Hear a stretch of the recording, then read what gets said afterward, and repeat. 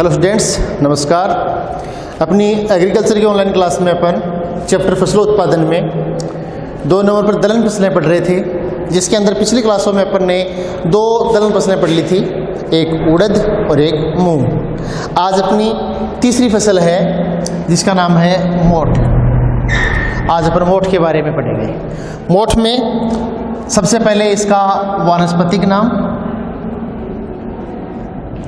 आपको बताया था कि वानस्पतिक नाम और कुल का नाम अपने बोर्ड एग्जाम में तो बहुत कम पूछा जाता है, लेकिन जेट एग्जाम के अंदर इसके बहुत बार कोई भी एक फसल का नाम दे करके और उसका वानस्पतिक नाम पूछ लेते हैं या कुल का नाम पूछ लेते हैं, इसलिए अपने को इनको याद करना जरूरी होता है। तो इसका वानस्पतिक नाम है विग्ना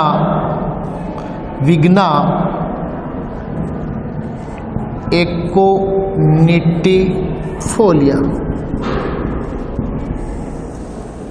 विग्ना एकोनिटिफोलिया इसका वानस्पतिक नाम है। कुल का नाम है फेबेसी। यह है फेबेसी कुल का सदस्य है। उसके बाद में बात करें अपन इसकी महत्वपूर्ण बातों की, तो खरीफ की जो फसल हैं उनमें मोठ एक प्रमुख दलहन फसल है। प्रमुख इसलिए मानते हैं क्योंकि ये मिट्टी के कटाव को रोकता है। ठीक है। इसके अलावा इसके अंदर प्रोटीन की मात्रा जो है वो 18 से 22% होती है। दलहन फसल है इसलिए यह मृदा में नाइट्रोजन स्थिरीकरण भी करती है। मृदा के अंदर नाइट्रोजन स्थिरीकरण है वो बहुत ज़्यादा करती है। फिर बात करें कि इससे क्या क्या बनता है, तो मोठ की दाल बनाई जाती है। दाल के अलावा इससे बड़ी बनाए जाते हैं। बड़े के अलावा इससे भुजिया आदि बनाए जाते हैं। ठीक है। उसके बाद में बात करें इसके उत्पत्ति स्थल की, तो मोठ का उत्पत्ति स्थल जो है वो भारत को माना जाता है। उत्पत्ति स्थल भारत है। उत्पादक जिलों की बात करें तो मोठ का उत्पादन जो है ये मोस्टली शुष्क और गर्म क्षेत्र वाले जिलों में अधिक होता है, तो जहाँ पर वर्षा भी काफ़ी कम होती है, जैसे चूरू है, झुंझुनू है, सीकर है, नागौर है, जोधपुर, इन जिलों के अंदर इसकी खेती ज़्यादा की जाती है। ठीक है। तो ये थी अपनी इसकी बेसिक बातें। अब बात करते हैं अपन इसकी मुख्य सस्य क्रियाओं पर आते हैं। सस्य क्रियाओं में सबसे पहले लेकर के चलते हैं अपन इसकी जलवायु।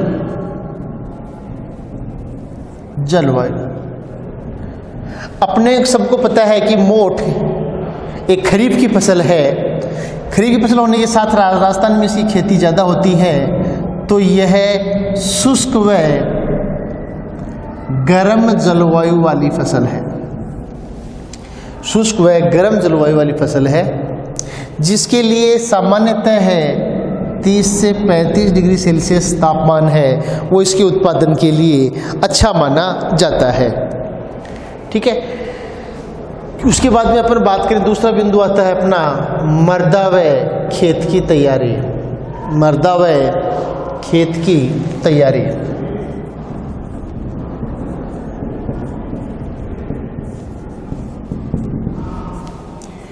मिट्टी की बात करें पहले, तो मोठ के लिए अच्छे जल निकास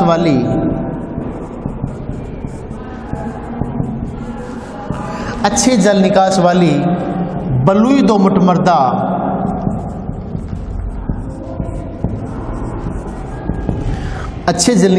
बलुई दोमट मृदा या दोमट मृदा श्रेष्ठ मानी जाती है। खेत की तैयारी में मैंने आपको बताया था, खेत की तैयारी सबके लिए समान है। खेत की तैयारी में पहली जुताई जो है वो तो मिट्टी पलटने वाले हल से गहराई से की जाती है। मिट्टी पलटने वाले हल से गहराई से करते हैं। उसके बाद तीसरी और 3-4 जुताई जो है वो हेरो से करते हैं। 3-4 जुताई हेरो से करने के बाद में इनमें भी ध्यान रखा जाता है जो अंतिम जुताई है, हेरो से 3 कर रहे हैं तो 2 के बाद, 4 कर रहे हैं तो 3 के बाद, मतलब कहने मतलब अंतिम जुताई से पहले खाद और उर्वरक बिखेर दिया जाता है और उसके बाद में खेत में पाटा चलाकर खेत को समतल कर लिया जाता है। ये सब खेत की तैयारी में आता है। ठीक है, तो ये होगी मृदा व खेत की तैयारी। मृदा और खेत की तैयारी के बाद में अपना तीसरा बिंदु आता है उन्नत किस्म।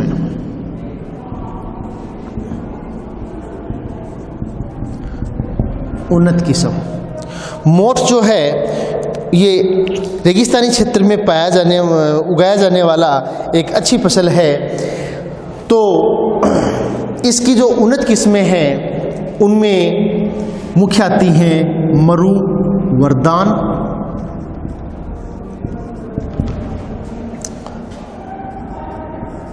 मरु विकास, अकेले विकास ही बोल देते हैं, मरु विकास, बरखा, ज्वाला।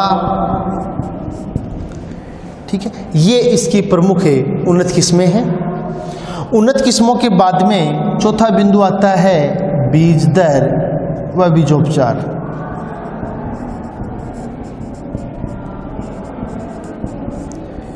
बीज दर व बीजोपचार। देखो मोठ जो है इसको शुद्ध फसल के रूप में भी अकेला भी उगाया जाता है। शुद्ध फसल के रूप में यदि इसको उगाते हैं तो इसके 8 से 10 किलोग्राम प्रति हेक्टेयर बीजों की आवश्यकता होती है और यदि इसको किसी दूसरी फसल के साथ मिला करके और मिश्रित फसल के रूप में यदि बोते हैं तो 4 से 5 किलोग्राम प्रति हेक्टेयर काम में लिया जाता है। इन मोठ के बीजों की बुआई से पहले इनको उपचारित करते हैं। उपचारित करने के लिए राइजोबियम कल्चर से तो उपचारित करते ही करते हैं। इनके अलावा रोग और कीटों से बचाने के लिए अपना ट्राइकोडर्मा है, स्ट्रेप्टोसाइक्लिन है, कार्बेंडाजिम है, उनका उपयोग किया जाता है। ठीक है, तो इतनी मात्रा में बीज लेकर के उनको पहले स्ट्रेप्टोसाइक्लिन है या कार्बेंडाजिम है उनसे उपचारित करते हैं और उसके बाद में राइजोबियम कल्चर से उपचारित कर दिया जाता है। तो ये अपना चौथा बिंदु आ गया बीज दर व बीजोपचार। उसके बाद में अपना 5वां बिंदु आता है बुआई का समय व बुआई की विधि। बुआई का समय व बुआई की विधि।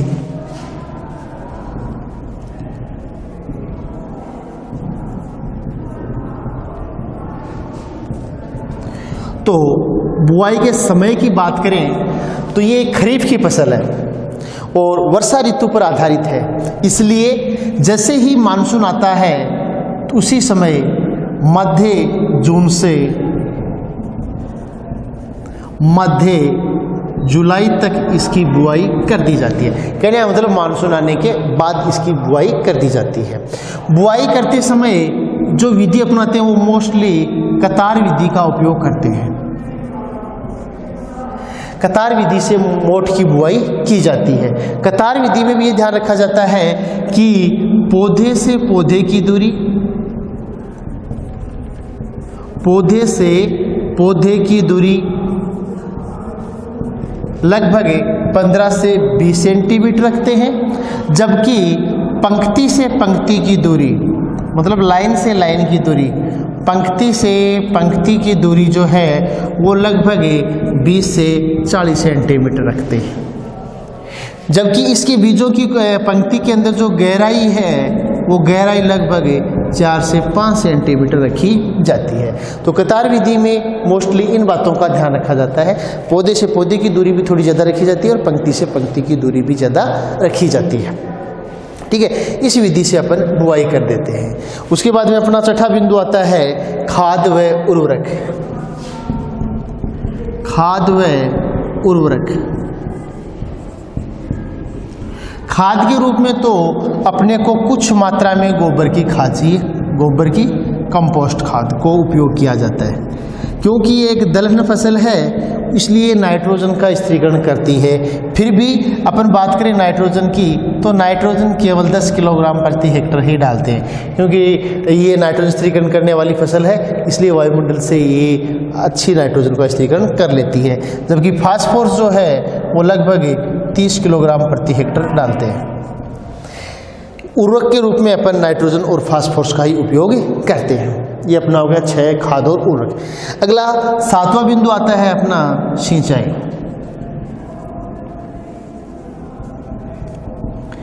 सिंचाई की बात करें तो मोठ जो है ये खरीफ की फसल है, वर्षा पर आधारित फसल है, इसलिए वर्षा होने पर इसे अच्छा उत्पादन हो जाता है। फिर भी यदि वर्षा नहीं होती है तो मोठ की सिंचाई की 2 ही प्रमुख क्रांतिक अवस्था मानी जाती हैं।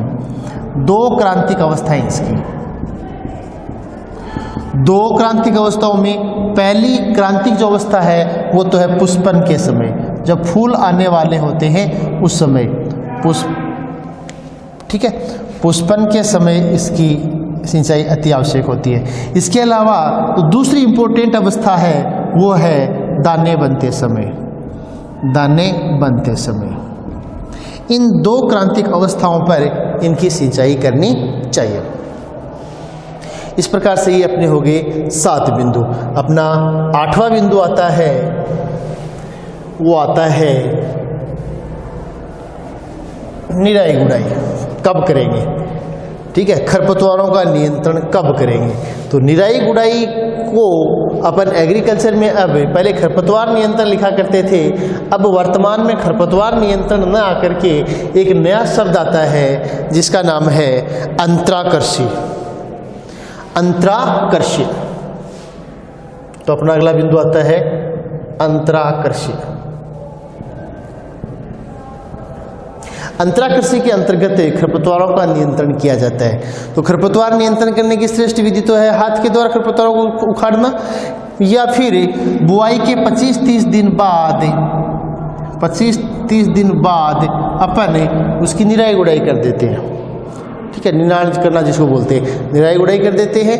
निराई गुड़ाई करने के बाद में भी यदि खरपतवार ज़्यादा है तो खरपतवार नियंत्रण हेतु फ्लूक्लोरेलिन